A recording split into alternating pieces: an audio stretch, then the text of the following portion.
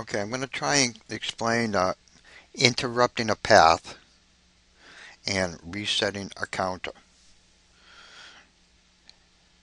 You have the situation where one plane gets killed. This counter has a 1 now, and the other two planes land. So this counter goes off. One plane got killed, two planes landed. This counter goes off. We have this path here. The planes respawn. But this counter still has a value of 1 when the planes respawn. And we have to reset it to 0. There's no command to reset a counter. You have to do it manually. And whoops, that's what this little logic here does. This timer sets off this timer, which adds 1 to the counter. Then this timer goes off, back to this timer, back to this timer, adds another value to the counter. This continues till this counter gets to 3. And it's going to trigger this trigger deactivate, which deactivates this timer. Now when this goes off and this goes off, nothing happens.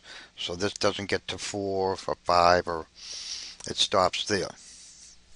So that's what this logic does. It resets this counter to 0 for the next spawn.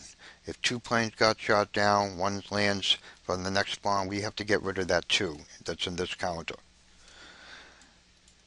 Alright, now there are some paths here that we're going to have to interrupt for other situations.